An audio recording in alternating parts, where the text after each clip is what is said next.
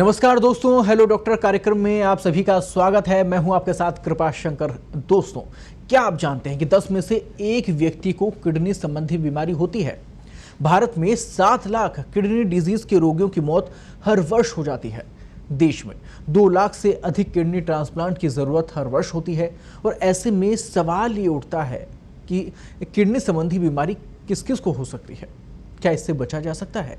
अगर बचा जा सकता है तो किन सावधानियों को बरतना चाहिए? बहुत सारे सवाल आपके जहन में भी होंगे, लेकिन आप बिल्कुल भी फिक्र ना करें, क्योंकि इस पूरे विषय पर चर्चा और परामर्श के लिए आज कार्यक्रम में हमारे साथ मौजूद हैं doctor Dhananjay Agrawal. Doctor Dhananjay Agrawal senior nephrologist हैं और आप किडनी से जुड़ी गंभीर मरीजों का इलाज करते हैं। वर्तमान में आप सवाई मानसिंह मेडिकल कॉलेज के नेफ्रोलॉजी विभाग के हेड भी हैं। आपको करीब 33 वर्षों का अनुभव है। आप नेफ्रोलॉजी में डीएम हैं। आपके 35 से अधिक रिसर्च पेपर राष्ट्रीय और अंतर्राष्ट्रीय स्तर के जर्नल्स में प्रकाशित हो चुके हैं। आपका मुख्य काम कम खर्च में किडनी ट्रांसप्लांट के ऊपर डिपेंड करता है। लंबे समय से आप ये करते भी आए हैं। आपके प्रयास से राजस्थान सरकार की भामाशाह योजना में किडनी ट्रांसप्लांट को शामिल किया गया था। डॉक्टर धनंजय अग्रवाल जी, बहुत बहुत स्वागत है आपका पत्रिका टीवी पर। धन्यवाद आपको भी और अपने दर्शकों को भी ये बताने के लिए है कि हमारे देश को देखते हुए मेरा बेसिक इंटरेस्ट रहता है कि किडनी डिजीज के जो पेशेंट्स हैं उनको कम खर्चे में और यहाँ किसी न किसी रूप में सहायता करके, क्योंकि वर्तमान में जो निःशुल्क डायलिसिस योजना है अपने मुख्यमंत्री जी के सहायता के नेतृत्व में, उनके पिछले कार्यकाल में हम लोगों ने काफी प्रयास करके उसको चालू करवाया और उसकी वजह से लगभग 8-9 साल से काफी व्यक्तियों की जान बचाई जा सकी है। और पूरे प्रदेश में डायलिसिस एक निःशुल्क योजना है और अपने मुख्यमंत्री जो है डॉक्टर अशोक गहलोत जी ने इसको चालू किया था और वर्तमान में ये अच्छी तरह चल रही है। उसके बाद में ट्रांसप्लांट के लिए भामाशाह में अपने मरीजों को वो मिलता है बेनिफिट, तो उससे बहुत से लोगों की जान बचाई जा सकी थी। जी बिल्कुल, और ये प्रयास हमें उम्मीद है आप लगातार निरंतर जारी रखेंगे और लोगों को कहीं ना कहीं ये जो पुण्य काम है, लोगों की जो मदद है वो भी पहुंचती रहेगी, लोग स्वस्थ होते रहेंगे। आप लोगों के जिस प्रकार से प्रयास हैं वो ज़रूर सफल होते रहेंगे। सर, इसी समस्या से जुड़ी बहुत सारे सवाल हैं, बहुत सारी परेशानियां लोगों को हैं। आज इस कार्यक्रम में उन तमाम सवालों के जवाब हम दर्शकों तक पहुँचाने वाले हैं।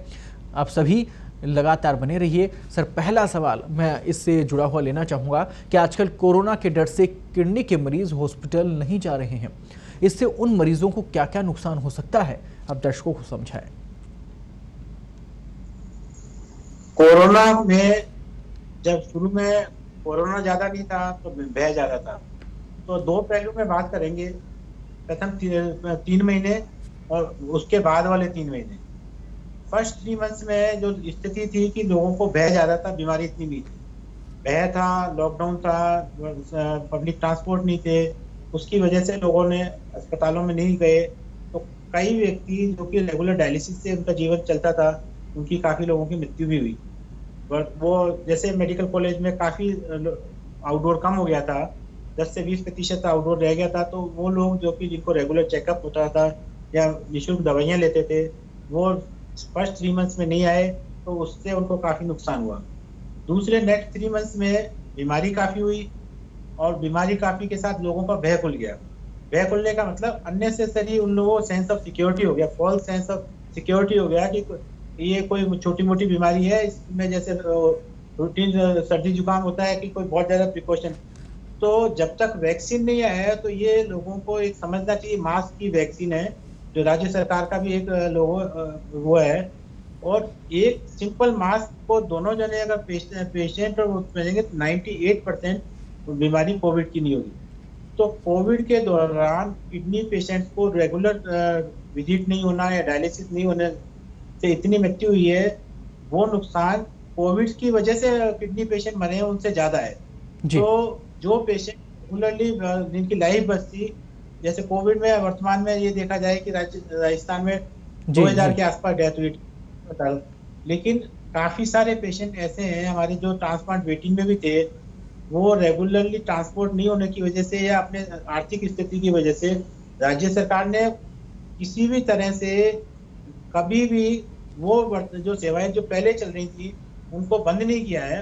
केवल ये वो है कि प्रायोरिटाइजेशन प्रायोरिटी डिसाइड की है कि जी जी इमरजेंसी काम को करें, लेकिन डायलिसिस या ट्रीटमेंट कहीं नहीं रोका है। लेकिन लोगों ने नहीं आए और उनकी मृत्यु बीमारी से कोविड विद किडनी पेशेंट की मृत्यु कम हुई है। Covid without Covid kidney patient ज्यादा मृत्यु हुई है। जी जी सर, क्या कोरोना के कारण भी किडनी को नुकसान होता है? वर्तमान में हमने राज्य सरकार के सहयोग से RUHS में रेगुलर डायलिसिस की सुविधा चल रही है, और ये सुविधा फर्स्ट 10 डेज में हमने डेवलप कर ली थी। पहले SMS में की थी, और रेगुलर हीमोडायलिसिस या जो भी डायलिसिस की केयर होती है, कोविड पेशेंट जो भी होता है, हम लोग RUHS में शिफ्ट कर देते हैं। वहाँ पे हमारा वर्तमान में 2 डॉक्टर, एक फैकल्टी और एक रेजिडेंट जी 24 घंटे वहाँ उपलब्ध रहते हैं। डायलिसिस की सुविधा वहाँ पे 24 घंटे है। तो कोविड के जो भी पेशेंट्स हैं उनको हम वर्तमान में डायलिसिस दे चुके हैं, और लगभग 200 पेशेंट्स कोविड काल में वहाँ पे हीमोडायलिसिस दी गई है। वहाँ केवल जितने दौरान कोविड पॉजिटिव रहते हैं वहाँ रहते हैं, उसके बाद में नेगेटिव होने के बाद वो वापस आते हैं। तो काफी सारे कोविड पेशेंट जिनको किडनी ऑलरेडी फेल थी, उनको हम रेगुलर सर्विसेज डायलिसिस की वो दे रहे हैं RUHS में। यानी कि प्रयास लगातार जारी हैं, सरकार के भी, आपके भी, पूरी मेडिकल टीम्स के भी। सर लेकिन क्या कोरोना के कारण भी किडनी को नुकसान होता है? ऐसी स्थिति देखी गई है कि जितने भी लोगों की मृत्यु हुई है जी उनमें डायबिटीज किडनी पेशेंट ज्यादा थे। उनमें डायरेक्ट कोरोना का अभी कुछ स्टडीज आ रही है कि किडनी बायोप्सी में देखा गया कि कोविड वायरस किडनी के अंदर प्राप्त हुआ है, लेकिन इतनी इंजरी नहीं हुई है। लेकिन कोविड की वजह से जैसे फीवर हो गया, इलेक्ट्रोलाइट इम्बैलेंस हो गया, BP लो हो गया, हार्ट ने कम कर दिया, जैसा न्यूमोनाइटिस हो गया, उसकी वजह से किडनी खराब हो गई। तो इसकी वजह से सेकेंडरी किडनी इन्वॉल्वमेंट है, डायरेक्ट इम्प्लीकेशन नहीं है। लेकिन किडनी के पेशेंट्स में मोर्टिलिटी ज्यादा देखी गई है, क्योंकि ऑलरेडी उनका लंग कॉम्प्रोमाइज होता है, फ्लूइड बैलेंस की कैपेसिटी कम होती है, क्योंकि जरा सा भी फ्लूइड ज्यादा लेगा किडनी नहीं काम कर रही। तो काफी पेशेंट जो लगभग जिनकी डेथ हुई है उनमें 20% ऐसे थे जिनका किसी न किसी रूप से किडनी इन्वॉल्वमेंट था। सर, किडनी के रोगियों को कोरोना ना हो, उन्हें इसके लिए किन बातों का ध्यान रखना चाहिए? किडनी की जो कंडीशन है, ऐसा कहा जाता है कि डिक्रीज इम्यूनिटी की कंडीशन है, उसमें बॉडी की रेजिस्टेंस पावर कम हो जाती है। जी तो कोई एक्स्ट्रा प्रिकॉशन नहीं जरूरत होती है। स्टार्ट प्रिकॉशन जनरल प्रिकॉशन से होती है, जैसे हैंड हाइजीन है, जो वर्तमान में सब जगह लोगों को अब इतना ज्यादा समझ में आने लगा है कि वायरस के एंट्री के 3 रूट्स होते हैं। तो मैं वो उसमें नहीं जाके केवल किडनी तक ही कन्फाइन रहेंगे। बॉडी में एंटर वो नाक से, मुंह से और कान से हो सकता है। इन 3 ओरिफिसेस से ये एंटर होता है, कान से नहीं होता। तो इनको प्रॉपर्ली कवर रखते हैं तो उनकी एंट्री कम होती है। जब किसी वस्तु से हम हाथ लगाते हैं और वो नाक पे रगड़ते हैं, मुंह पे रगड़ते हैं, तो वायरस एंटर हो जाता है। तो हैंड हाइजीन की कंडीशन, मास्क पहनना, प्रॉपरली मास्क पहना जाए, कि सिंपल कपड़े का डबल लेयर का मास्क भी रूटीनली सफिशिएंट है, जी मास्क पहना जाए। हाइजीन है, जैसे एटिकेट्स ऑफ द स्नीजिंग है, खांसते समय, नाक करते समय आपको मुंह पे टिश्यू पेपर लगाना चाहिए, या किसी तरह से साफ करना है तो हमको अपना एल्बो का यूज करना चाहिए। अपने फ्रंट में जो हाथ या कहीं से भी इन्फेक्शन आ सकता है उसको हैंड एटिकेट्स कहा जाए, उसकी पालना करनी चाहिए। ये प्रिवेंटिव मेजर्स हैं, इनके वजह से कोविड का वायरस की बॉडी में एंट्री को रोका जा सकता है। लेकिन एक बार एंटर हो जाता है तो वो रैपिडली बिल्कुल डीप लंग्स में पहुंच जाता है, और वहां से न्यूमोनाइटिस और साइटोकाइन स्टॉर्म्स वगैरह होके जी लंग्स को डैमेज कर। जी बिल्कुल बिल्कुल बिल्कुल बिल्कुल सही कहा आपने। तमाम दर्शकों से भी हम यही अपील करेंगे कि सावधानी बरतें, क्योंकि सुरक्षा ही सावधानी है। आप अगर सुरक्षा बरतते हैं, सावधानी बरतते हैं, तो आप भी सेफ रहेंगे, आपका परिवार भी सेफ रहेगा। यानी कि किसी भी प्रकार की बीमारी से अगर आप पहले से पीड़ित हैं तो आपको और ज़्यादा सतर्क होने की ज़रूरत है। बेवजह की लापरवाही ना बरतें। जितनी भी गाइडलाइन दी गई हैं, प्रोटोकॉल जो है कोरोना का, उसकी पालना करें, जैसा कि डॉक्टर साहब ने बताया। और ऐसे में आप कहीं ना कहीं कोरोना से बचाव कर पाएंगे और अपने शरीर की जो पावर है उसको बना के रखेंगे, स्वस्थ रहेंगे। सर, एक और सवाल मैं लेना चाहूँगा कि मान लीजिए किडनी का कोई रोगी है और उसे कोरोना हो जाता है, उसे कोरोना हो गया, कोरोना पॉजिटिव वो हो गया, तो उन्हें फिर किन बातों का ध्यान रखने की ज़रूरत है, ये भी आप दर्शकों को बताएं। रूटीनली हम लोग जब मानो एसिम्प्टोमेटिक कैरियर्स हैं, एसिम्प्टोमेटिक पॉजिटिव पेशेंट्स हैं, उनको हॉस्पिटलाइजेशन की जरूरत नहीं है। लेकिन kidney patient if Covid positive है तो हाई रिस्क में आते हैं, उनको रूटीनली होम आइसोलेशन या होम क्वारंटाइन पे न रख के उनको इंस्टीट्यूशनल हॉस्पिटलाइजेशन की जरूरत होना चाहिए, क्योंकि इंस्टीट्यूशनल हॉस्पिटलाइजेशन में बीपी पे वॉच किया जा सकता है, क्योंकि किडनी के काफी पेशेंट में ब्लड प्रेशर शूट अप करता है, और जब ब्लड प्रेशर शूट करता है तो लंग्स में एकदम से पल्मोनरी एडिमा हो जाता है। ऑलरेडी जिनके लंग कॉम्प्रोमाइज हैं, ऐसे पेशेंट को किडनी प्रॉब्लम है, बीपी और ज्यादा हो गया जिसकी प्रॉपरली घर पे देखभाल नहीं हो सकती, तो वहां होंगे तो बीपी चेक होगा। दूसरा फ्लूइड बैलेंस है, किडनी के पेशेंट रूटीनली अगर 10-20 लीटर पानी भी पी ले, 10 से 20 लीटर भी, तो किडनी इतनी अच्छी होती है कि वो निकाल देती है। लेकिन किडनी फेलियर के पेशेंट्स में कैपेसिटी कम होती है, और वो अगर फ्लूइड बैलेंस 1 या 2 लीटर भी ज्यादा होता है और बॉडी से नहीं निकलता, तो उनको डायलिसिस की जरूरत पड़ सकती है। तीसरी जी। कॉम्प्लिकेशन इन पेशेंट्स, डायलिसिस की रिक्वायरमेंट ऑलरेडी है, जो पेशेंट किडनी के डायलिसिस पे है उनको सप्ताह में लाइफ लॉन्ग डायलिसिस पे है, जिनको मेंटेनेंस हीमोडायलिसिस कहते हैं। तो लाइफ लॉन्ग डायलिसिस वाले पेशेंट्स को सप्ताह में 2 या 3 बार डायलिसिस की जरूरत पड़ती है। वो इंस्टीट्यूशनल सेटअप में वापस उनको घर से हॉस्पिटल ले जाएं, हॉस्पिटल से वापस लेके जाएं, उनके ट्रांसपोर्टेशन में काफ़ी लोग एक्सपोज होते हैं, फैमिली मेम्बर्स भी एक्सपोज होते हैं। उनको डेडिकेटेड इंस्टीट्यूट्स जो कि हीमोडायलिसिस वगैरह कर रहे हैं, जैसे गवर्नमेंट में वर्तमान में हमारे डॉक्टर भंडारी साहब ने जो कर रखा है, सारी व्यवस्था हमको हेल्प करके जैसे वहाँ पे कर रखा है, तो हम वहाँ पे पेशेंट को रखते हैं। जैसे जी। जैसे जब तक वो कोविड नेगेटिव नहीं होती, तो सप्ताह में 3 बार डायलिसिस करते रहते हैं, जिससे उसकी क्राइसिस टाई ओवर हो जाए, मेडिसिन रेगुलेट हो जाए। अगर मान लो उसको फीवर है तो उसको अप्रोप्रिएट मेडिसिन लिखें, और मान लो उसका किडनी जो डायलिसिस पर नहीं है, किडनी मार्जिनली खराब है, तो जी। अगर डायलिसिस की रिक्वायरमेंट मालूम पड़ जाए उसको डायलिसिस दे दें। मेडिसिन का, ड्रग्स का मॉडिफिकेशन हो जाए जो कोविड में दी जा रही है, इन बातों को रखते हुए उनको इंस्टीट्यूशनल हॉस्पिटलाइजेशन की जरूरत है। तो ऐसे में कोरोना से अगर रिकवर हो जाता है मरीज, तो फिर उसके बाद में क्या सावधानियां उन्हें बरतनी है? घर वो जब पहुंच जाते हैं तो ऐसे में किडनी के मरीज तो पहले से हैं ही, तो उन्हें और ज़्यादा क्या सावधानियां बरतने की ज़रूरत है? कोविड के काफी पेशेंट नेचुरल रिकवरी में उनके पास रेजिडुअल डैमेज नहीं होता, उनका लंग्स भी नॉर्मल होता है। काफी पेशेंट जो यंग पेशेंट्स हैं उनमें हमने ये नहीं देखा कि वे उनको बाद में कोई ज्यादा दिक्कत होती है। लेकिन जिन पेशेंट्स को साइटोक्रोम स्टॉर्म्स है, न्यूमोनाइटिस कोविड की वजह से हो गई है, ऑक्सीजन सैचुरेशन कम है, तो जब कोविड नेगेटिव होने के लिए, कोविड 1 बार नेगेटिव या 2 बार नेगेटिव की हो जाती है, तो उनको हाई कैलोरी डाइट, घर पे उनको आइसोलेशन में ही रखा जाता है। धीरे धीरे वो अपनी एक्टिविटी चालू कर सकते हैं। आज बात हो रही है किडनी से संबंधित बीमारियां आखिर होती क्यों है, यानी किडनी के विषय पर बातचीत हो रही है। किडनी जो आपके पूरे शरीर को स्वस्थ रखने में बेहद उपयोगी होती है लगातार, ऐसे में उसके स्वस्थ रहने की भी बेहद ज़रूरत है। कैसे आप बीमारियों से बच सकते हैं और कैसे आपकी जो उम्र है आप उसे बढ़ा सकते हैं। किडनी सही रही तो उम्र भी बढ़ेगी आपकी और पूरा शरीर भी फिट रहेगा। तो ऐसे में तमाम जो सवाल हैं उनका जवाब देने के लिए आज हमारे साथ खास मेहमान है डॉक्टर धनंजय अग्रवाल जी, जो ब्रेक से पहले भी तमाम सवालों के जवाब दे रहे थे और आप तक बेहद महत्वपूर्ण जानकारियाँ वो पहुँचा रहे हैं अपने उन जवाबों में। इसलिए बने रहिए। एक और सवाल इसी से जुड़ा हुआ मैं लेना चाहूँगा। सर, अगर बात करें किडनी की बीमारियों की, तो कौन कौन सी बीमारियां हैं जो किडनी से जुड़ी हुई मानी जाती हैं या किडनी संबंधित हो सकती हैं शरीर में? इसमें क्वेश्चन रिवर्स में करते हैं कि बहुत सी ऐसी बीमारियां हैं जिनसे कि उसमें किडनी इन्वॉल्वमेंट की प्रेवलेंस ज़्यादा है। मीन्स कि जैसे उन लोगों को बेसिक बीमारी, जैसे most important world wide diabetes, kidney failure का लगभग पूरे वर्ल्ड में 40% लोगों में जिनकी किडनी फेल होती है, 40% डायबिटीज की वजह से होती है। कुछ पेशेंट्स होते हैं जिनको ओवर द काउंटर एनाल्जेसिक्स पहले काफ़ी लेते थे, धीरे धीरे पिछले मैंने 35 साल के अनुभव में देखा कि पिछले 5-7 साल से लोगों में अवेयरनेस हुई है कि एनाल्जेसिक पेन किलर से जो किडनी खराब होती थी वो काफ़ी कम हो गई है। तीसरा ये देखा गया है कि कुछ इन्फेक्शंस हैं जो कि निमोनिया है, कुछ उसके बाद में एस्ट्रोन्टेटिस है। तो आज के ज़माने में जो हेल्थ केयर सर्विसेज है टाउन लेवल पे और उससे नीचे भी अच्छे पहुंच गए हैं कि हेल्थ केयर वर्कर्स जगह जगह हैं।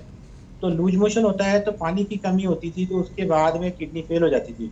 लेकिन वो हम साल में पहले ये लगभग 20% केसेज होते थे 20 साल पहले, कि 20-25 साल पहले कि लूज मोशन से या डायरिया डिसेंट्री से किडनी खराब हो।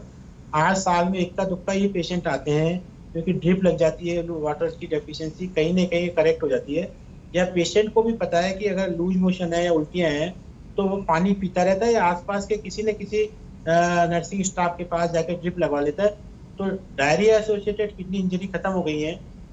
लेकिन 5-10 साल में ये देखा है कि जिस एरिया में मलेरिया नहीं होता, पहले जैसे जोधपुर एरिया में एक बार पानी की बरसात ज्यादा हुई तो उस एरिया में मलेरिया की इंसिडेंस एकदम से बढ़ी, तो पोस्ट ट्रॉपिकल फीवर जो मलेरिया है उसके बाद किडनी खराब हुई।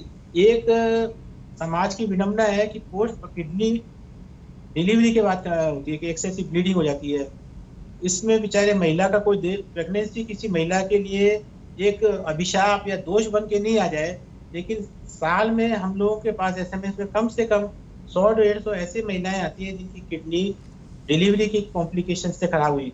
पहले ये डिलीवरी की कॉम्प्लिकेशन इन्फेक्शन के रूप में होती थी, अनअटेंडेड नॉन इंस्टीट्यूशनल डिलीवरी होती थी जो घरों में हुआ करती थी, जो लगभग अब समाप्त हो चुकी है। लगभग 98% 95% डिलीवरी कहीं ना कहीं इंस्टीट्यूट में होती है। उसके लिए केंद्र सरकार और राज्य सरकार काफी इंसेंटिव्स देते हैं, उनको ट्रांसपोर्टेशन ले जाना लाना कुछ जो भी सुविधाएं दी उसकी वजह से खत्म हो गई। उससे इन्फेक्टेड प्रेगनेंसी से एसोसिएटेड इन्फेक्शन से किडनी खराब होना तो कम हो गई, लेकिन एक्सेसिव ब्लीडिंग हो जाए या प्रेगनेंसी एसोसिएटेड कॉम्प्लिकेशन हो जाए जिसमें उस महिला का बेचारी का केवल एक फीमेल है, उसको चाइल्ड बियरिंग एज में जो नेचुरल जो है कि भाई एक फीमेल को चाइल्ड बियर करना है, उसका चाइल्ड बियरिंग कॉम्प्लिकेशंस में किडनी खराब होना, कुछ ऐसी फीमेल है जिनकी लाइफ लॉन्ग किडनी खत्म हो जाती है, उनको डायलिसिस या ट्रांसप्लांट की जरूरत पड़ती है। तो ये मुख्य कारण है कि किडनी के खत्म होने के समाज में देखे जा रहे हैं। जी सर, किडनी की बीमारियों के लक्षण क्या होते हैं, ये भी एक बार आप दर्शकों को समझाएं, क्योंकि काफ़ी बार ये देखा जाता है कि जो प्रॉब्लम काफ़ी ज़्यादा बढ़ जाती है तब लोग डॉक्टर के पास पहुंचते हैं, उससे पहले उन्हें आइडिया ही नहीं होता कि आखिर उन्हें प्रॉब्लम क्या हो रही है, कहीं उनकी किडनी तो खराब नहीं हो गई। ये अमूमन देखा नहीं जाता, पता नहीं चलता लोगों को, इसलिए आप ये दर्शकों को समझाएं। किडनी की बीमारी को हम 3 भागों में बांटेंगे। कुछ बीमारियां हैं कि आनुवंशिक बीमारियां हैं, हेरिडिटरी किडनी डिजीज है। तो दूसरी है नॉन एजोटिमिक, मतलब जिसमें किडनी फेल होकर डायलिसिस की रिक्वायरमेंट नहीं होती कभी, जिसमें कि यूरिन में प्रोटीन्स वगैरह। तीसरी किडनी की ऐसी है कि उसमें से टॉक्सिक सब्सटेंस निकलना बंद हो जाते हैं जो जिनको कि डायलिसिस में होते हैं। तो तीनों तरह की बीमारियों के अलग अलग लक्षण हैं, जो कि कंजेनिटल एनोमलीज हैं या कुछ हेरिडिटरी डिजीजेज हैं, जिसमें पॉलीसिस्टिक किडनी डिजीज सबसे मुख्य कारण है। जनरल पॉपुलेशन को अगर हमको सोनोग्राफिकली स्क्रीन करेंगे तो 3% पॉपुलेशन में of the all population person में एक सिस्ट आती है किडनी में, जो कि एक पीढ़ी से दूसरी पीढ़ी में ट्रांसमिट होती है। उसमें किडनी में हजारों लाखों गांठें बन जाती हैं, एक सैक ऑफ मल्टीपल ग्लैंड्स की तरह करता है और किडनी धीरे धीरे खत्म होती है। तो उसमें जिन परिवार में ये बीमारी होती है उनके परिवार के सदस्यों को रूटीन सोनोग्राफी कराते रहना चाहिए। जिनको ये होना है वो 30 साल से 50% ऑफ द फैमिली मेंबर्स उसमें अफेक्ट होते हैं। सपोज किसी के पेरेंट्स में है तो उसके पेरेंट्स से बच्चों में 4 बच्चे हैं तो 4 में से 2 को आ सकती है। तो उनके बच्चों का समय से समय सोनोग्राफी हो, रूटीन यूरिन टेस्ट हो, हीमोग्लोबिन 2-3 टेस्टों से उसका अर्ली डिटेक्शन हो जाए। उस बीमारी को होना तो नहीं रोक सकते, लेकिन प्री कंसेप्शन मैरिज काउंसलिंग के द्वारा कि अगर जिन पेरेंट्स में दोनों में अगर ये बीमारी होगी तो उनके सिबलिंग्स में पॉसिबिलिटी ज्यादा होगी। तो उसमें जो प्री मैरिज हेल्थ चेकअप है उसमें सोनोग्राफी की जाए किडनीज की। तो ये जो पॉलीसिस्टिक किडनी डिजीज जिसकी नंबर 2 हेरिडिटरी डिजीज है, पूरी बॉडी में जितनी भी बीमारियां जो आनुवंशिक होती हैं उसमें नंबर 2 है। पहला तो कलर ब्लाइंडनेस है, दूसरी है तो उसको हेरिडिटी। दूसरा स्ट्रक्चरल एब्नॉर्मलिटी होती है किडनी के में, किसी में उसका रास्ता में रुकावट आ गई कि तो उनको अर्ली चाइल्डहुड में मालूम पड़े। दूसरा कैटेगरी है किडनी से प्रोटीन जाना या दूसरे अवयव जो कि किडनी में रुक सकते हैं, जिनको नेफ्रोटिक सिंड्रोम और नेफ्रेटिक इलनेस कहते हैं। उसमें उनके लक्षण होते हैं पेशेंट को ब्लड प्रेशर ज्यादा होना, पेशाब का लाल रंग का में ब्लड आना, या शरीर में प्रोटीन जाने की वजह से सूजन आना, और या ज्यादा चलते हैं सांस बढ़ने की बीमारी।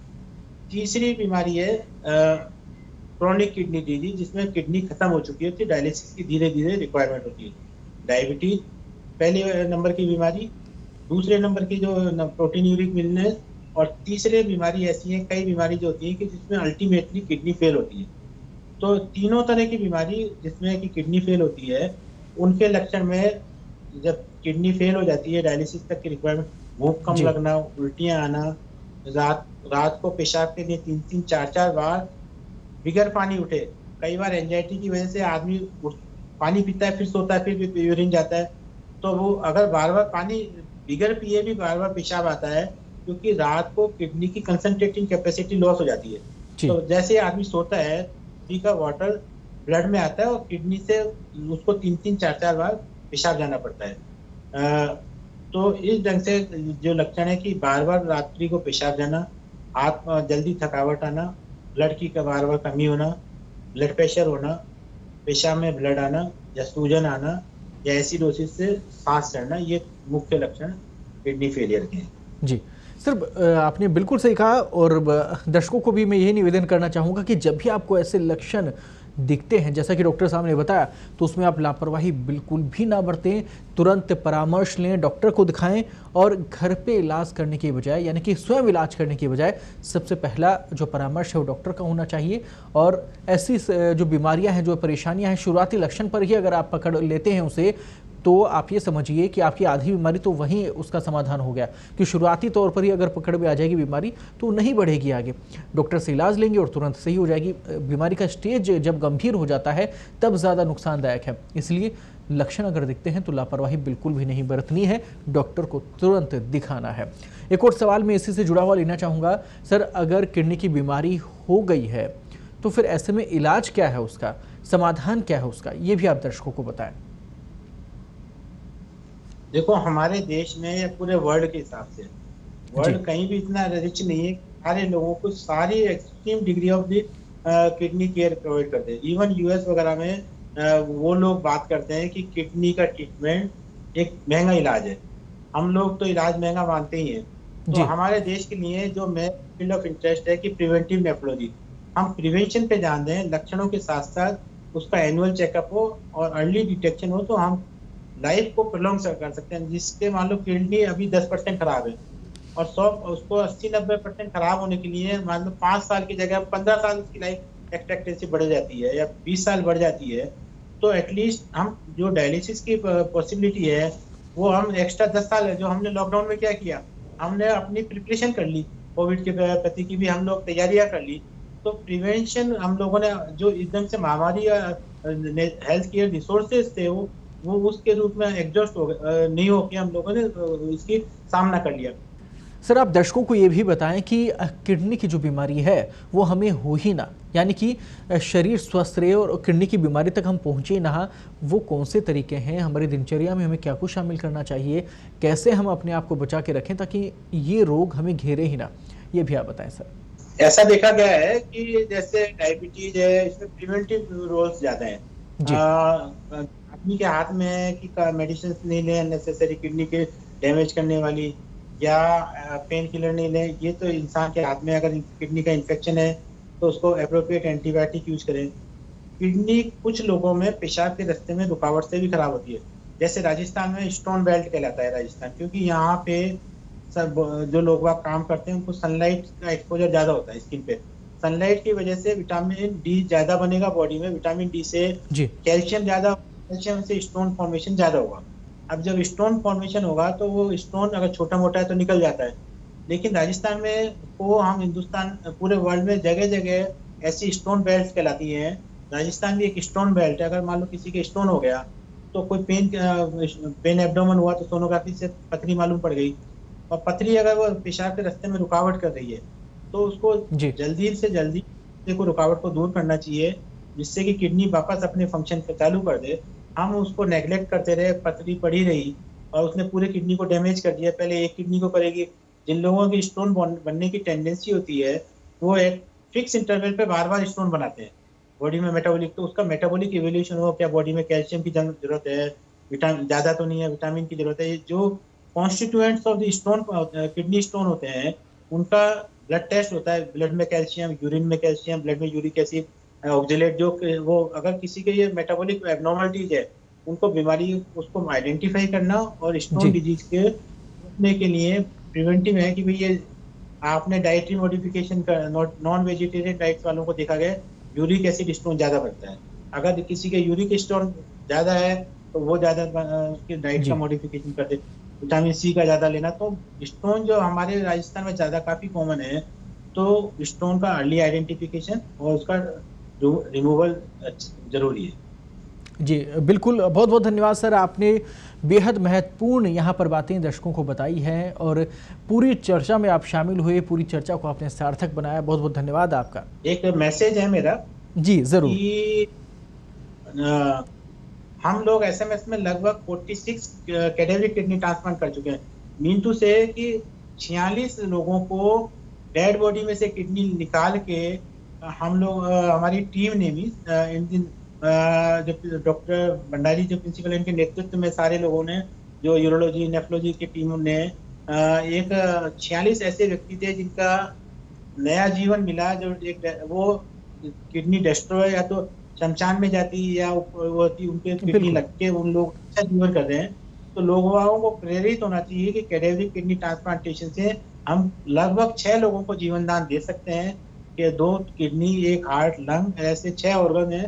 तो ये हिंदुस्तान में लगभग सबसे ज्यादा अग्रणीय कैडेवरिक ट्रांसप्लांट सेंटर का है राजस्थान, जयपुर। और गवर्नमेंट सेक्टर में, जहां भी हिंदुस्तान में ये है कि प्राइवेट सेक्टर में तो डेड बॉडी का वो होता है, लेकिन यहाँ लोग, गरीब आदमी आता है तो किसी भी व्यक्ति को ऑनलाइन वो किडनी मिलती है, वेटिंग लिस्ट है। तो ज्यादा से ज्यादा लोग वो करेंगे तो वेस्टर्न वर्ल्ड में 90% ट्रांसप्लांटेशन डेड बॉडी से ही होते हैं, कैडेवरिक होते हैं, जो कि हमारे यहाँ 1 से 2% ही है। तो ये 1 से 2% में अगर हम लोग 50% भी हो जाएंगे तो कम से कम किडनी की सारे ऑर्गन की रिक्वायरमेंट पूरी हो जाएगी। बिल्कुल, बहुत अच्छी बात आपने यहाँ पर कही है और मैं उम्मीद करता हूँ कि दर्शक इन बातों को फॉलो भी करेंगे, क्योंकि बेहद महत्वपूर्ण आज के इस कार्यक्रम में बातें हुई हैं और अपने जीवन में भी आप इन चीज़ों को उतारें।